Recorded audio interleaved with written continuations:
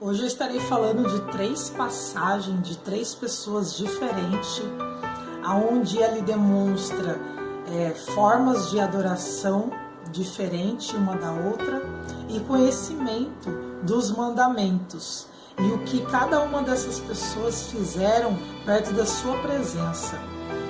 A diferença entre conhecer os mandamentos e vivê-los. Por tua morte lá na cruz, Jesus, te adorarei. Pelo sangue derramado, pelo véu que foi rasgado, te adorarei. Hoje estarei contando uma história que fica em Mateus, capítulo 19, versículo 16, que conta a história de um jovem rico. Esse jovem, ele se aproximou de Jesus e perguntou: Bom, mestre, que bem farei para conseguir a vida eterna? Pergunta a respeito do que é bom. Bom só existe um. Por que me chamas bom? Não há bom senão um só, que é Deus. Quer encontrar a vida eterna? Guarde os mandamentos.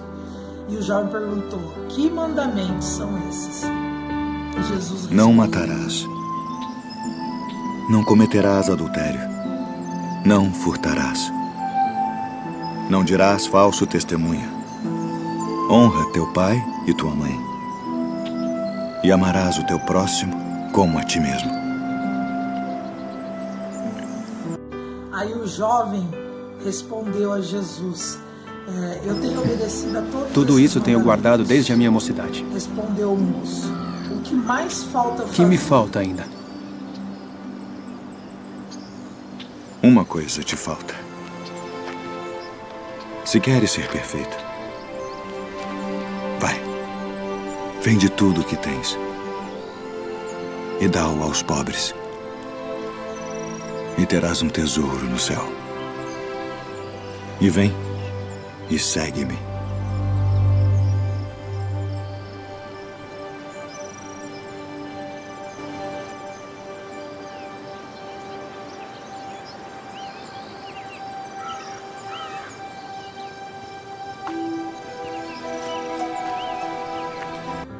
Aí os discípulos ainda perguntam para Jesus, né? Jesus, então Quem poderá, pois, salvar-se? Aos homens é isso impossível. Mas a Deus, tudo é possível. O que eu gostaria de falar sobre a história do jovem rico? O jovem rico, ele se aproxima de Jesus já sabendo dos mandamentos, ele era conhecedor dos mandamentos, da palavra. Jesus, ele já conhece a intenção do coração de cada pessoa. E é para ele honrar o pai, honrar a mãe, não matarás, não roubarás. Para que ele cumprisse todos os mandamentos, Jesus já sabia que ele era conhecedor dos mandamentos e da palavra. Porém, o que tinha dentro do seu coração era o que moldava ele naquele momento. Por isso que quando Jesus falou para que ele vendesse tudo que ele tinha e seguisse, desse aos pobres e seguisse ele, foi quando ele mexeu naquilo que realmente estava cheio o coração dele. O jovem rico, ele se esqueceu do principal mandamento, que é amar o Senhor nosso Deus acima de todas as coisas e depois amar o próximo como a si mesmo. O primeiro mandamento, que seria amar a Deus, ele colocou o dinheiro no lugar, né? Ele colocou aquilo que ele tinha, né? Ele colocou a sua riqueza, os seus bens materiais. Então não teria como, se ele não ama a Deus acima de todas as coisas, não teria como ele amar o próximo, vender tudo que ele tinha, entregar aos pobres e seguir a Jesus. Tem uma outra passagem que fala de uma mulher samaritana, que ela está à beira de um poço e Jesus se aproxima dela e pede água para beber. E ela... Dá-me de beber.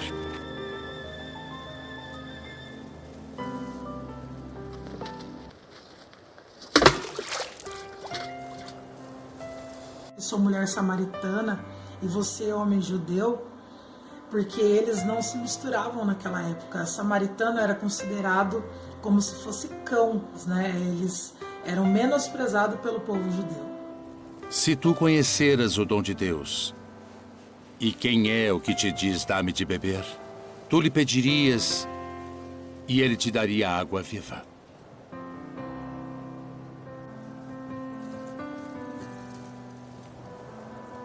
Senhor, tu não tens com que a tirar, e o poço é fundo.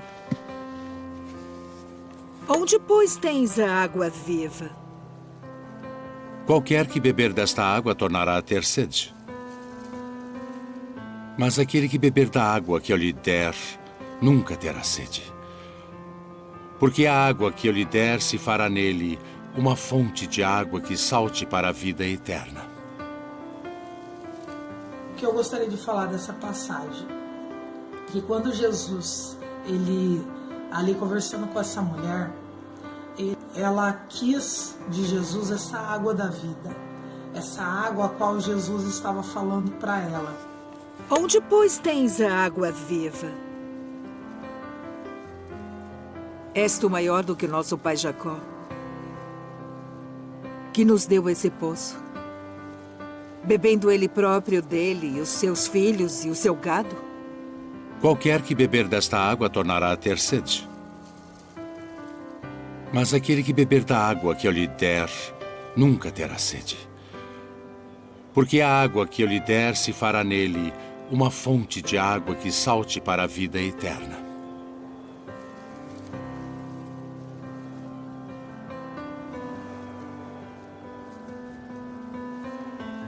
Senhor, dá-me dessa água, para que não mais tenha sede e não venha aqui tirá-la.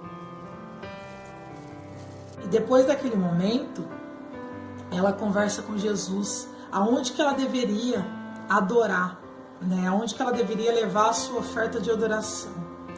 Porque eles não poderiam levar a oferta de adoração no mesmo lugar que o povo judeu. E ela sabia que aonde ela levava, eles levavam a adoração, os samaritanos, estava errado. Então Jesus, ele responde para ela que chegaria um momento em que os verdadeiros adoradores adorariam ao Senhor em espírito e em verdade. Mas a hora vem, e agora é, em que os verdadeiros adoradores adorarão o Pai em espírito e em verdade. Porque o Pai procura tais que assim o adorem. Deus é espírito. E importa que os que o adorem em espírito e em verdade. Era digna de estar ali falando com ele, porém, ele deu essa liberdade para que ela mesma reconhecesse o erro dela. Em uma outra passagem, conta a história de uma mulher, que fica em Lucas capítulo 7, versículo 36, onde Jesus, ele foi convidado para ir à casa de Simão, um fariseu, e ali ele foi convidado para um jantar. Poderia sim entrar qualquer pessoa na festa, porém aquele que não era convidado, convidado do dono da casa, ele teria que ficar de canto, ele não poderia participar do banquete ou das coisas que ali tinha. O que esta mulher está fazendo aqui? Ela é uma prostituta. Ela não era para estar aqui. Por que estão murmurando? Eles estão dizendo que essa mulher é uma prostituta. Estão falando a verdade. Então não poderia estar aqui.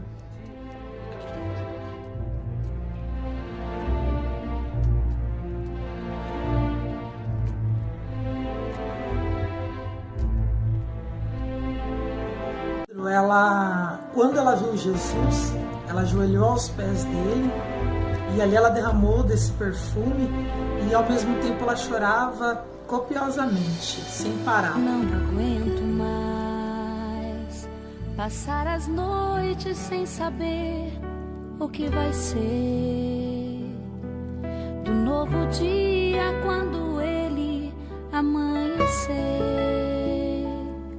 Quase sem vida já não tenho fazer. Eu não aguento mais viver num mundo desprezado e sem amor. Por isso eu vim aqui e peço, ó Senhor, receba a vida deste pobre pecador. Como uma folha seca arrastada pelo vento, abandonada estou no mundo sem alento. Desesperada estou então, venha curar meu coração. Já não suporto mais a dor da solidão.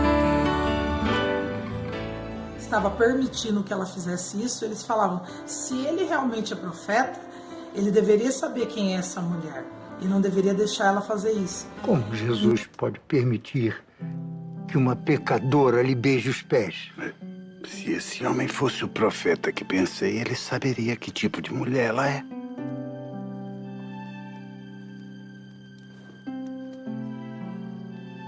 Simão, tenho algo a lhe dizer. É mesmo? Diga então. 2 homens deviam a um credor. Um devia 500 moedas de prata e outro 50. Nenhum dos dois tinha como pagar. Por isso o credor perdoou a dívida de ambos. Qual deles teria ficado mais agradecido? Acho que o que mereceu o maior perdão. Tem razão. Vê essa mulher. Eu vim à sua casa e você não trouxe água para os meus pés. Ela, porém, derramou lágrima dos meus pés e os enxugou com os cabelos. Você nem me cumprimentou direito e desde a hora que cheguei aqui, ela não se cansa de beijar meus pés. Você não me recebeu como é nosso costume, derramando azeite em minha cabeça, mas ela perfumou meus pés. Não foi assim mesmo? A razão de tudo é que ela foi perdoada de muitos pecados. Por isso está tão agradecida. Quem recebe pouco perdão mostra pequena gratidão.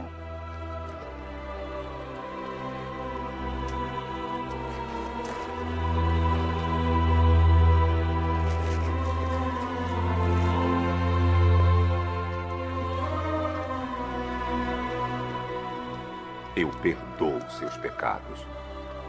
Quem ele pensa que é para perdoar pecados?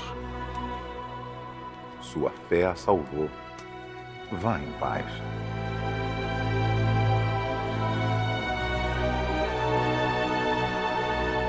Porém, quando Simão abriu a porta de sua casa para Jesus, ele não o recebeu. Ele somente deixou Jesus entrar, mas ele não o recebeu, ele não o acolheu, ele não permitiu que Jesus fizesse parte de sua casa.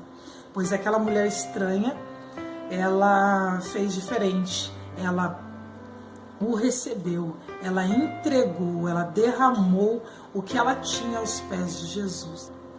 Então, aí vemos 3 passagens onde um conhecia os mandamentos e não seguia. Outra, ela era pecadora e quando ela teve a oportunidade de estar perto de Jesus, ela se derramou perante Jesus e ali ela entregou todos os seus pecados, tudo aquilo que era considerado mal aos olhos dela, aos olhos de outras pessoas e aos olhos de Deus, ela derramou aos pés de Jesus. E nessa outra passagem, uma mulher também que era considerada imunda, que era considerada que não era digna de estar ali na presença de Jesus e que ela usava até outros horários para retirar. Sobre tudo isso que foi dito dessas 3 passagens, o que fica é o que Deus, né, deixou em sua palavra, que Deus ele olha a intenção do coração do homem. O coração do homem é o que demonstra o que realmente ele está querendo, né, através do seu conhecimento, através de tudo que ele vem adquirindo aí, o que ele quer na presença de Deus. Se realmente ele quer o reino de Deus, se realmente ele quer adquirir a vida eterna, ou se ele só tem medo de ir para o inferno, né? Porque tem isso também. Tem muita gente que tem medo do inferno, por isso que quer ir para o céu, né? Não significa que ele quer estar com Deus, né? Então, assim, a intenção do coração do homem é o que vai aproximar ele de Jesus. Tem uma passagem que fala, né, Salmo 139, que fala que o Senhor, ele me sonda, ele me conhece, ele sabe quando eu assento, ele sabe quando eu levanto, ele sabe quando eu penso, quando eu falo. Antes de eu falar, ele já conhece as palavras que vai sair da minha boca, então ele conhece tudo aquilo que eu faço, tudo aquilo que penso, tudo aquilo que eu acho que eu sei. Então, assim, ele é conhecedor de tudo que tem dentro de mim. Tem uma outra passagem que fala aqui em Romanos 8, 27, diz assim, que Deus, que vê o que está dentro do coração do homem, sabe qual é o pensamento do Espírito, porque o Espírito pede em favor do povo de Deus e pede de acordo com a vontade de Deus, pois sabemos que todas as coisas cooperam para o bem daqueles que amam a Deus, segundo o propósito de Deus. Então, assim, ser conhecedor da palavra, ser conhecedor dos mandamentos, isso não me levará ao reino de Deus. Eu posso conhecer os mandamentos, conhecer tudo, porém não é isso que vai me levar a estar com Jesus lá na glória. O que vai me levar a esse caminho de liberdade, de salvação, é praticar, primeiramente, e sim, a intenção do meu coração. A intenção do meu coração é realmente conhecer Jesus, é realmente estar com Ele, é realmente transmitir a salvação também para outras pessoas, ou também no momento em que eu vejo uma pessoa ali que ela está em adoração, eu desconfio da adoração dela, que aquilo ali não é uma adoração verdadeira, pelo fato dela não ser digna de estar ali, né? Então, assim, tem muitas coisas que pode me levar ou pode me separar. Então, é isso que eu gostaria de repartir com vocês hoje, né? Chegou o momento em que os verdadeiros adoradores adorarão a Deus em espírito e em verdade. A adoração tem que ser verdadeira, ela tem que vir de dentro de você, algo racional, não só algo emocional, só algo ali naquele momento, né, de sentir aquela alegria. E daqui a pouco acaba um versículo que diz: se o teu coração te condena, maior é Deus que o teu coração. Então, quando você não se sente digno de adoração, de louvor verdadeiro a Deus, abra seu coração a Jesus, ao Espírito Santo, que Ele levará até Deus aquilo que está dentro do seu coração. Deus, Ele olha para você e vê que você realmente está fazendo aquilo de coração, que não é algo forçado, não é algo porque alguém está mandando você fazer, não é algo porque alguém está te pedindo, né? Então, assim, não é só dentro das igrejas, não é só quando estamos reunidos com outros irmãos, mas sim o que estamos fazendo quando estamos sozinhos. A verdadeira adoração, o verdadeiro louvor, a intenção de estarmos próximos de Jesus. Isso é que nos levará ao reino de Deus. Isso é o que nos aproximará de Jesus. Te adorarei por me inspirar na letra da canção, por cantar agora e sentir a tua unção. Te adorarei, Senhor, mais uma vez te adorarei. Fui chamado para adorar, então adorarei. Sou um adorador, foi assim que Deus me fez, então adorarei.